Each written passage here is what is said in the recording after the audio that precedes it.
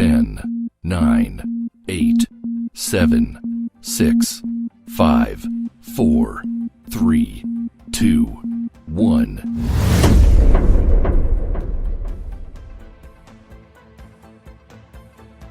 This is Dr. Tommy Anelli, and this is the CROC Podcast. You're sitting in your doctor's office.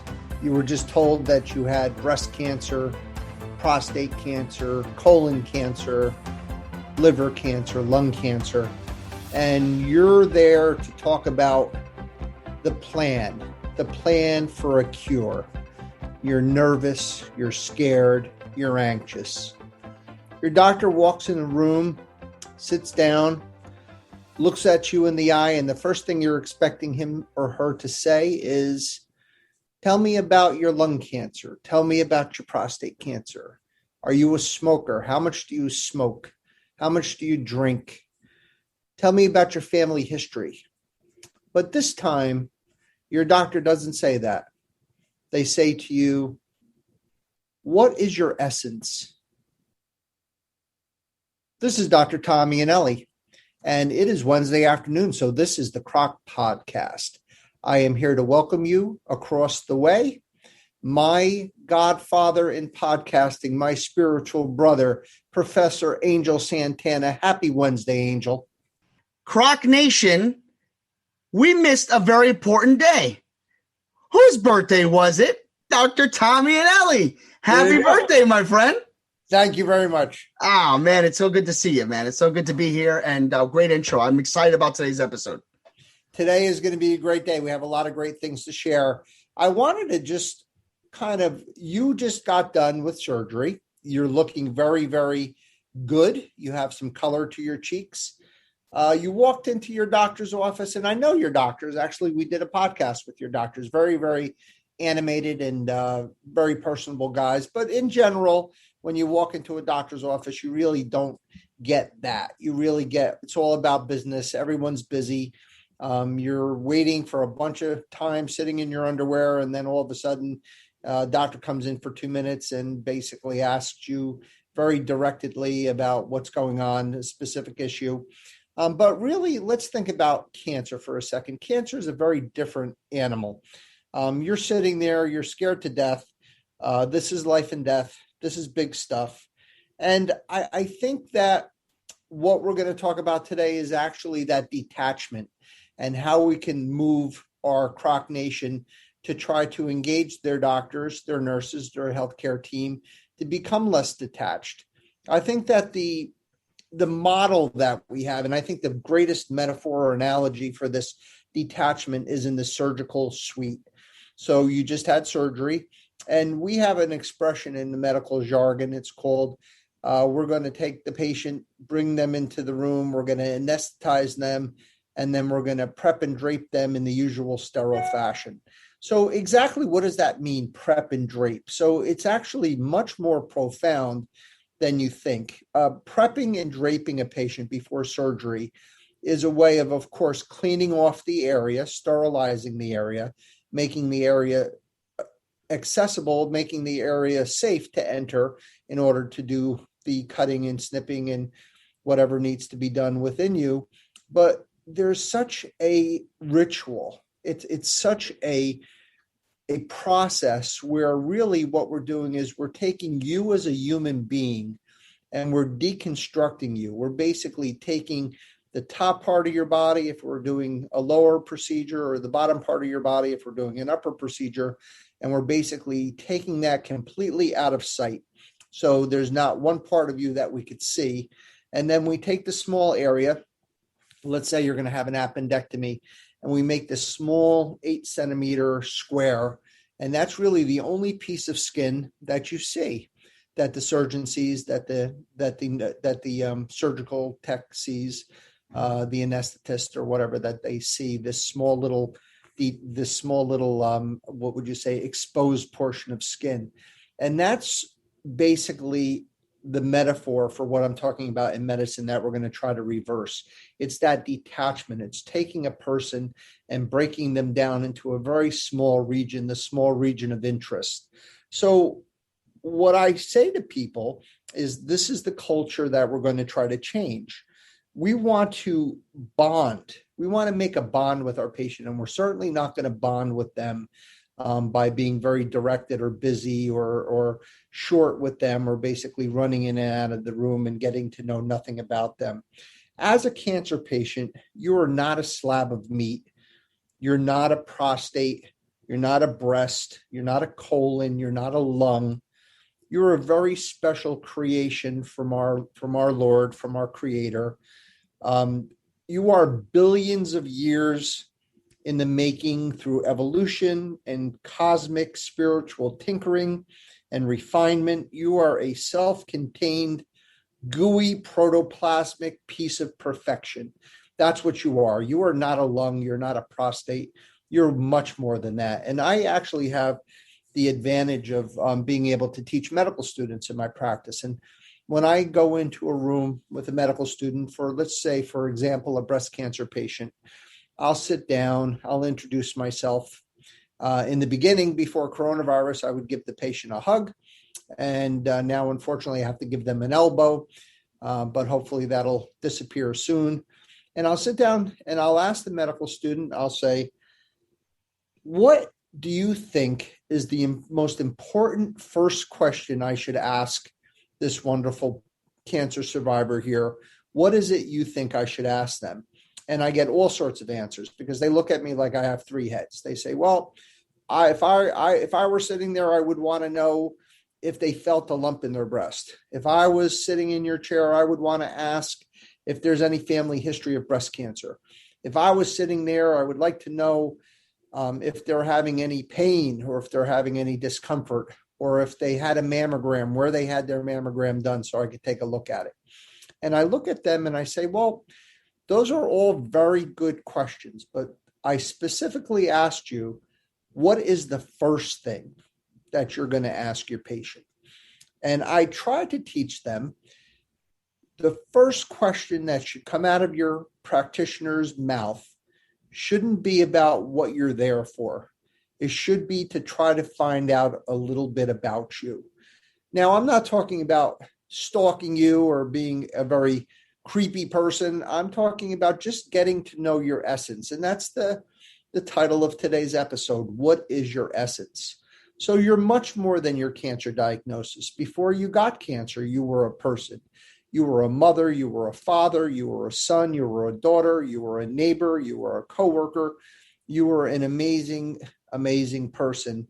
And I think if you're able to connect with your patient with that first question, what is your essence? Tell me a little bit about you. I just jotted down a few notes about over the last 35 years, some of the most amazing things. And pretty much every patient I meet is amazing in their own way. But there were a couple of notable things that I've gleaned over the years. And had I not asked that question, I would have never, ever, ever gotten any of this.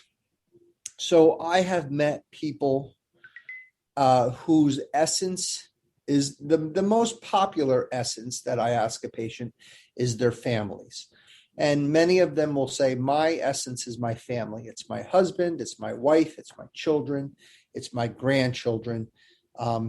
There are people who are educators. I have spoken to clergy and journalists, principals, superintendents, prisoners, actors, musicians, Grammy-winning producers, animal lovers of all types, farmers, doctors, lawyers, Indian chiefs, and I mean that exactly, Indian chiefs, military heroes, astronauts, first responders, policemen, firemen, 9/11 survivors, families of 9/11 victims, kids, grandkids, hobbyists, fishermen, bowlers, quilters, collectors, nature lovers, bird watchers, hikers, triathletes, marathoners, immigrants.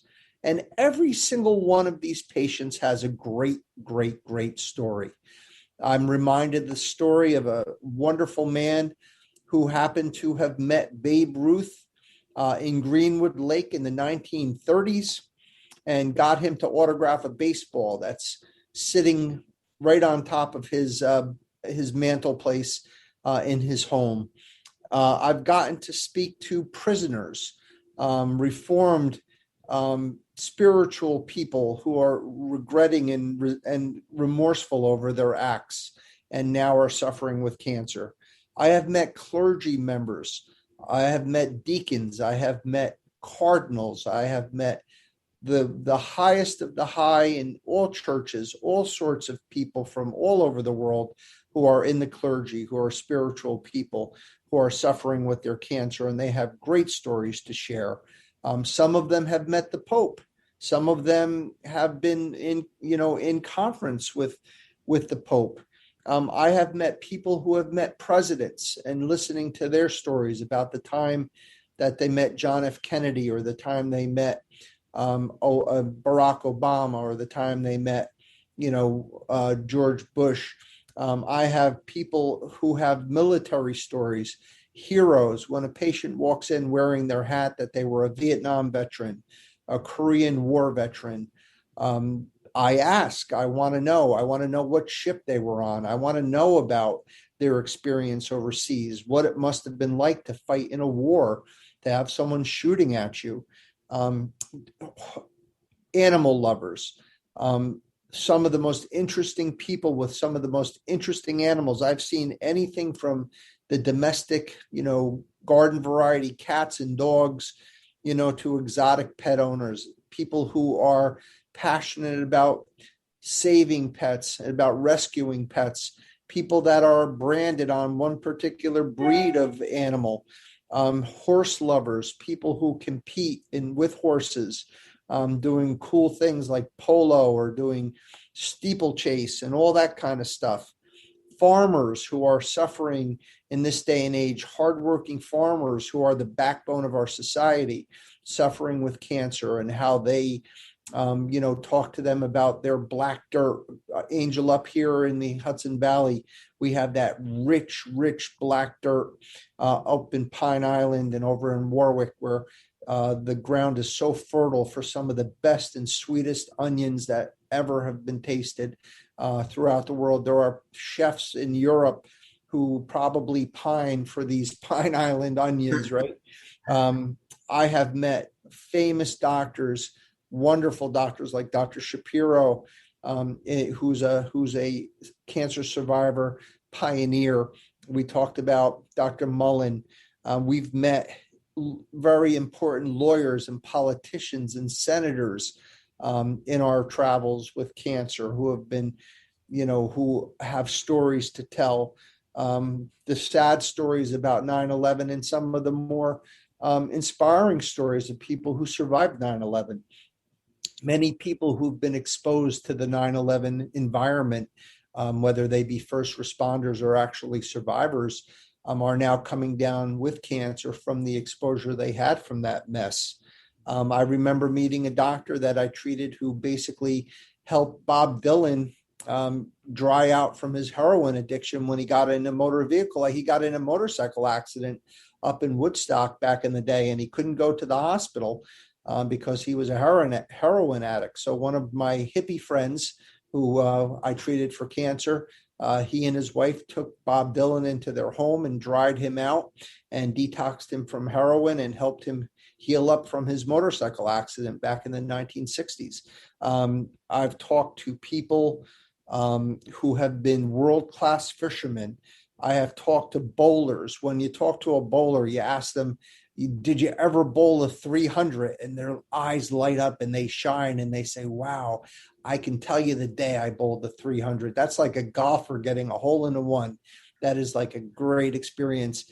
And I have talked to people who have hiked and climbed mountains and people who have done the most remarkable things in triathlons and marathons. And the immigrant stories might be my favorite because I come from immigrant family, and the way that they got here. I have taken care of Cubans who basically came over in little paper boats to get to the freedom of this country.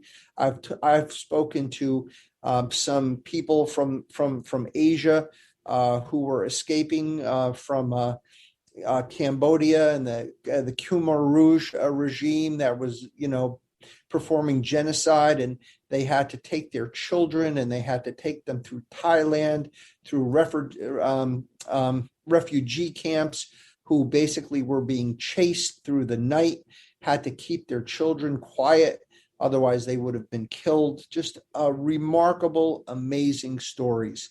And if we as your practitioners, if we as your caregivers, as your doctors, your nurses, if we don't ask you who you are and we just assume what you are is just a breast cancer, is just a lung cancer, just a colon cancer, not only do we lose that opportunity to bond with you, we also lose that opportunity to get to know you, to be inspired by you, to hear your story, to give us that small little thread that then we can use and take forward, because we want you to be a long-term survivor. We want to be able to continue our relationship, not necessarily as a detached medical team, but as your friends, people who care about you, who pray for you, that want you to do well. And I can't tell you how many times when I do my follow-ups, I absolutely have something to connect with that person. I'll ask them how their fishing is doing. I'll ask them how their quilting is doing. I'll ask them how their kids are doing.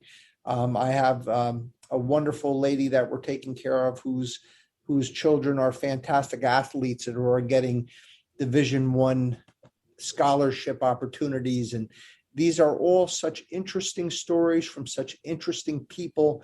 These are people that are not just cancer patients, cancer victims, cancer survivors. They're vibrant, interesting people that deserve to be gotten to know. They deserve to be treated as such. They deserve to be part of this process. You need to invest in that.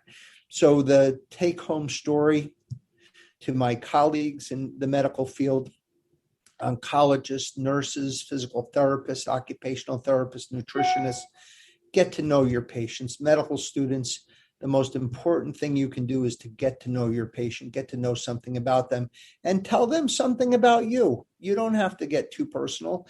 Again, everyone has their comfort level. I said even in last week's podcast, I would love if every practitioner gave their patients their cell phone number, but I can't ask you to do that, nor can I ask you to tell them about how many children you have or what your hobbies are.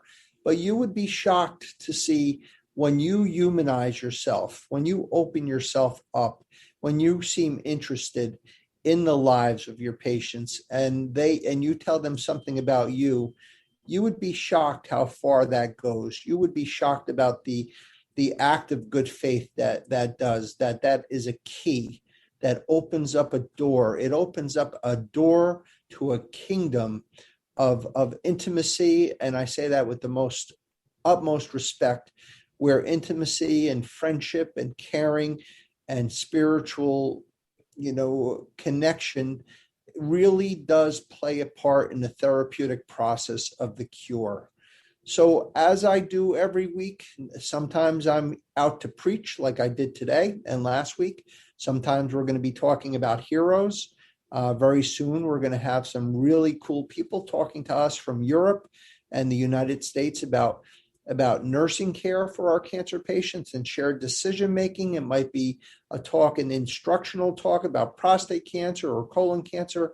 You never know what you're going to get in this hodgepodge of what we call the CROC podcast. Angel Santana, I would love to open it up to you to see your thoughts. If you have any questions or comments about today's short but sweet and hopefully impactful podcast. I would like to just say that, I think that as a patient and one that, first and foremost, a big shout out to Dr. Borby and Dr. Hoffman, who did perform my surgery. They did a great job. And also, we would be remiss if we did not also wish, and you included, of course, hospital week for everyone, for all those hospital workers, all those heroes that do everything they can to keep our way of life safe and comfortable, which segues into what we were talking about. I think that, the bedside manner and in some aspects has gone away. And I think that, building a relationship, a foundation with your patients, is a great example of how you both can become a cohesive unit, a team, to battle, a disease, to battle an issue, to battle, a surgery, and knowing that you have that hero, that person you can tag in, for better lack of words, or to be metaphoric, it really reigns true as to what is lacking, what is missing in that industry. And I'm speaking, of course, as not as your producer, as a patient. And it's some comforting to know that is how you introduce yourself. It's not about the white coat, as you stated in the very first episode. It's about putting yourself, excuse me, let me phrase that, putting your patient first before yourself. And for that, I just say, kudos to you. I think it's really important for us to do that. And then, like I said, on this podcast, we are trying to break down walls. As we always tell a story or try to make an analogy, that fourth wall in acting, where the actors try not to break that wall. They want to try to keep up that acting. And in medicine, there is a bit of acting. I mean, we come in and we all have roles to play, right? The doctor has a role, the nurse has a role. And we have these sort of artificial rules to our roles, what we're allowed to do, what we're not allowed to do, what's taboo, what's not taboo. And many of the things that you're going to get on this CROC podcast is taboo. It's really untraditional. It's really something very different, out of the box. And I ask you, as the CROC Nation, don't you deserve a little bit out of the box? Don't you deserve to be treated more than just what you are inside, as far as what your cancer is? Don't you deserve to be recognized as a human being on a human journey with interesting stories and important things that your caregivers, should know about? And that's the whole point of this particular podcast, is to inspire my colleagues to sort of take that leap of faith, my colleagues to take that risk, that gamble. It's almost as if I know several, not many, providers who will actually break down the wall to the point where they'll feel comfortable enough to pray with their patients, which I think is beautiful, if it's indicated and if the patient is open to that. But even not getting that drastic, just something small, a small token of intimacy to make your patient feel that they really are not just their diagnosis, that they're a person, that their providers appreciate the person, because at the end of the day, they're putting their lives in your hands. Their family members, get to know their family members, get to know their husbands and wives, get to know their names. Remember this name. I remember last week we had a confessions module, which we talked about a patient who really didn't have a good experience. And I mentioned part of that, again, I didn't use excuses, but one of the problems was the masks. We don't recognize each other. I came in, there were two patients waiting for me today. I walked into a room. One was a consult, one was for a follow-up. And I literally walked into the follow-up and I thought it was the consult, and I started doing the consult, but it was the follow-up because I couldn't recognize who anybody was until the nurse said, "You're in the wrong room." And I go, "Oh my God, this is terrible." So, especially in coronavirus times when we're wearing masks and we really don't know what our patients really look like, and they don't know what we look like. Yeah. I happen to be lucky. I happen to wear sports jerseys, so I'm pretty, distinguishable from the average bear. But if it wasn't for that, they wouldn't know who I was, and I wouldn't know who they were. So these small little things, your patient isn't a prostate cancer. He may be a fisherman. He might be a state senator. He might be a college athlete. He might be a father or a grandfather. He might have raced stock cars. He might be a nuclear engineer. Who knows? You won't know unless you ask. So please take the time, introduce yourself, find out a little bit about your patient, tell them a little bit something about you, and believe me, the juice you will get back is some of the most potent, inspiring, uplifting juice you will ever get practicing your profession. With that being said, we end our podcast as we do every CROC podcast. We wish blessings and we wish peace to our CROC Nation. We thank and are grateful for Angel Santana. Have faith, let it begin. We thank Rod Freeman, our great social media expert at Small Biz Up. Michael John Benzea, Charlotte Larson, our benefactors and patrons. Angel, you stole Michael this week to do a podcast with you. I'm going to have to count the silverware before we're done with these podcasts if you keep stealing my guests. And he's coming on again. So I bet he is. And Greer Cooper, God bless Greer. Yes. And as always, I leave you all with the greatest heartfelt phrase. On behalf of Angel Santana and myself, we wish you a very long, healthy, happy, and cancer-free life. Until next Wednesday afternoon, this is your friend, Dr. Tommy Anelli, driving the CROC Survivorship bus. I will see you next week, my friends. God bless. Have a great week.